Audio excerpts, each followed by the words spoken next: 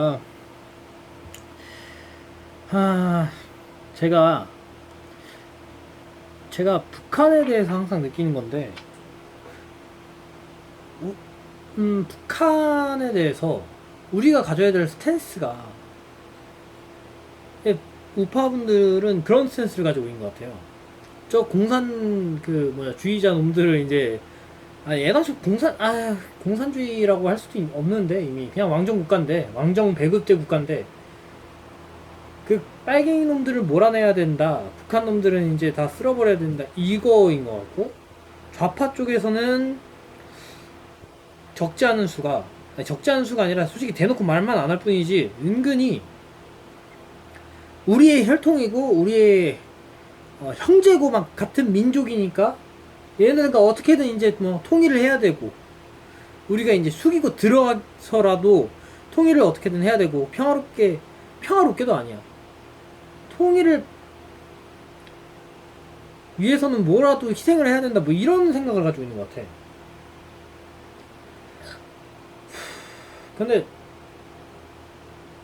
근데 여기서도 또 갈리는 게, 우파분들 중에서도 통일 필요 없다라고 하시는 분들도 있겠지만, 북한이랑 싸워야 된다 이런 말씀을 하시면서 이제 정복을 하듯이 북한은 이제 무력으로 통일을 해야 된다 이런 생각을 한다든지, 아니면 뭐 흡수 통일을 해야 된다 이런 생각을 하시는 분들이 있고, 또 그냥 이대로 살지 뭐 이런 생각을 하는 사람도 있고, 좌파에도 우파에도 그런 것 같아요.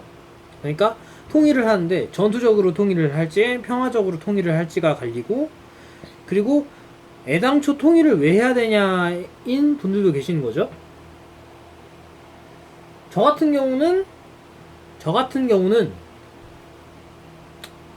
북한하고 싸우기 싫은데 굳이 통일을 해야 되나? 이런 입장이에요.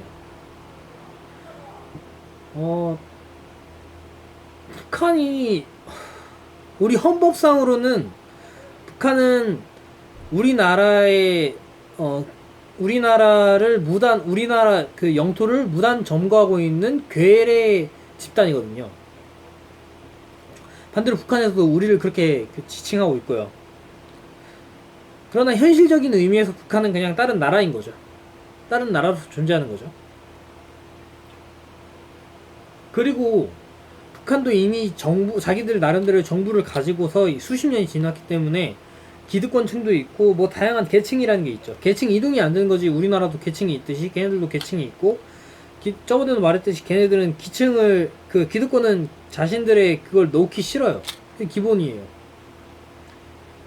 그런 상황에서 우리가 추구해야 되는 거는 기본 평화지만 북한에게 당해서는 안 된다 정도가 맞다고 생각하는데, 정치권에서, 그리고 스피커들, 그리고 좀 나름 그 색깔을 보여준 사람들의 경우에는 현실적인 스탠스가 아니라 자기 이념과 사상적인 스탠스로 북한을 바라보는 것 같더라고요.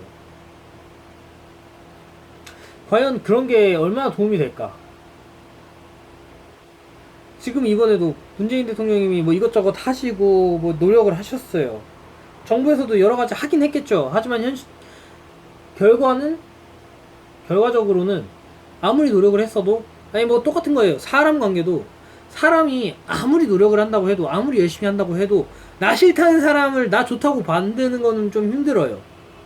그러니까 100명의 사람이 있을 때 70명의 사람에 대해서 내가 호감을 느낄 수 있도록 노력하는 건 가능할 수도 있지만, 어떤 사람이 나 싫다고 하는 사람 한 명을 나 좋다고 바꾸는 거는 매우 힘든 일이고, 어떨 때는 아예 불가능한 경우도 있어요.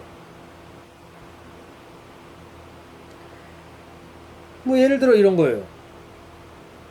이슬람교 믿는 사람한테 기독교를 믿으라라고 강변을 하는 게 가능할까요? 그게 통할까요?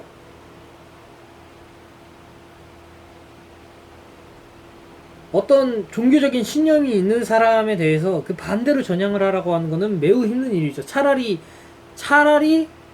그 사람이 세속적인 거에 관심이 있으면은 이익을 이용해서 바꿀 수 있는데, 종교적인 신념의 경우에는 그 종교적인 신념 자체가 나 자신의 자아를 유지하는 것 중 하나이기 때문에 거의 틀기 힘들어요.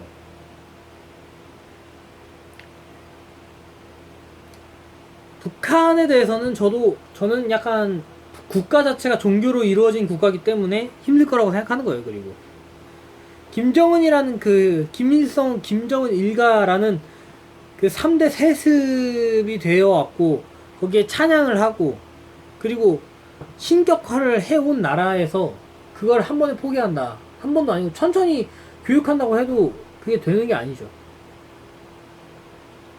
근데 그런 나라한테 이제 민주주의 국가의 입장에서 걔네들을 설득해가지고 통일을 한다. 그건 무리예요.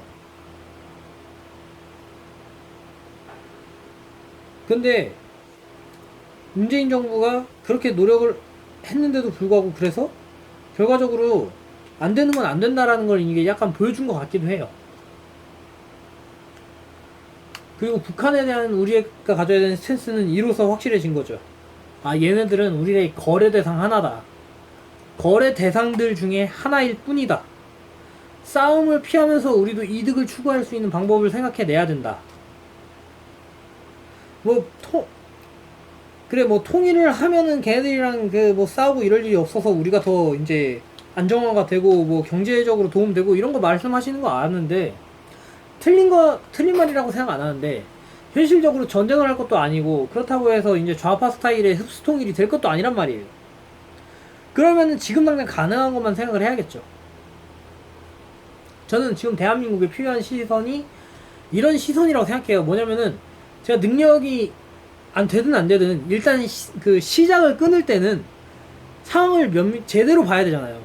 북한이란 나라에 대해서 우리와 같은 형제라는 걸 버리고, 우리의 거래 대상 중 하나라는 생각을 하고 접근하지 않으면 지금과 같은 일이 계속 벌어질 것이다. 이번에 문재인 대통령의 이제 축사 같은 경우에는 저는 어느 부분이 북한의 영리를 건드렸는지 정확히 알 수가 없어요. 다만 몇 년 안에 통일을 할 것이다. 이게 조금 거슬리지 않았을까라고 예상을 할 뿐이에요. 북한이 통일을 원할까라는, 그냥 이렇게 생각해도 돼요. 북한이 과연 통일을 원할까? 북한이 잘 먹고 잘 살 때는요, 반대로 통일을 원했었어요. 80년대, 70년대만 해도 북한이, 야, 우리 통일하자, 이런 생각을 한 적이 있어요. 그때는 북한이 반대로 자기들이 흡수 통일을 할 수 있을 거라고 믿었겠죠. 근데 상황이 역전됐잖아요. 그 이후로 오히려 더, 전쟁 욕구는 몰라도, 도발에 대해서는 더욱더 강해졌죠. 땅끝 전술 많이 쓰게 됐고, 땅끝 외교 많이 하게 됐죠. 북한은 지금 통일을 원하지 않습니다. 다만 싸움을 원하지도 않겠죠. 그저 우리에게 돈을 뜯어내고 싶은 거일 뿐이에요. 미국한테도 이제 미국의 위협이 무서우니까 미국한테도 우리한테 막 너무 그러지 말아라, 이런 그 메시지를 계속 보내고 있는 거고요. 북한이라는 상대는 그런 상대라는 거를 받아들이고 인정하고 납득한 위에 평화를 위한 정책을 하고 정책을 만들고 상대할 외교 전략을 수립을 해야 된다. 그러지 않으면 이런 뒤통수 계속 맞을 것이다. 그렇게 생각합니다.